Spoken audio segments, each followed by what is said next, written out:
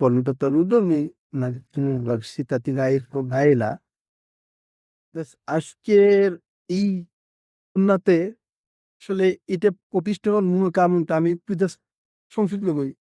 আমি ঢাকা ইউনিভার্সিটিতে পড়াশোনা করছি, লোক প্রসঙ্গে পাশ করছি। যখন আমি গ্রামে গেছিলাম পাস পড়ার পরে, আমি তো চাকরি এদিক ওদিক, তো ওরা মনে করে ইউনিভার্সিটির মনে সব কিছু যা।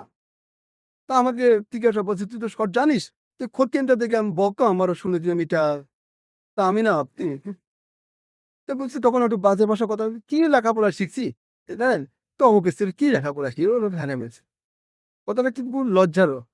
চেষ্টা করছিলাম যে কোথায় শিখা দেয় কোন না কেন অনেকে বা ভর্তি হয়েছি উইদিন ক্লাস করার পরে আমার পছন্দ হলো, তখন আমার টিচার ফোনে আমার অনলাইনে দেবো সে উনি বললো আমাকে দেখতে পারে।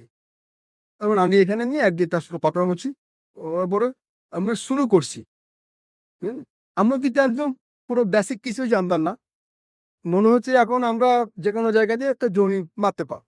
হ্যাঁ, সন্ধ্যার পর থেকে এটা হচ্ছে কি খুলনাতে অ্যানালগ আছে, অ্যানালগের অভাব নেই। হ্যাঁ, একটু ডিজিটাল হতে পাস, ডিজিটাল বলতে যে অটোব্যাট 2024 বলেন অথবা পেন্টাগ্রাফ কুড়োমামুখ যে আপনার এসে অথবা প্রতি ইটা ম্যাপের যে ডিফারেন্সটা কোন মাত্রা আসলে পেন্টাগ্রাফ করে দেওয়ার মতো ইউপ নেয়। আমাদের স্যার হচ্ছে আমি বলতে পারি বাংলাদেশিতে জর্জ বেস্ট টিচার থাকে মানে বেসিক্যালি এই প্রশিক্ষণের ব্যাপারে স্যার। এটা আসলে আমাদের স্যারকে হানানোর মতো লোক আমি আসলে কম দিস। আরে জেনেই বলেন যে জমি দেওয়া শুনতো কারণ আর ইতিহাস দেখানো তো ভালো, এটার উপরে অনেকগুলো কোর্স করা।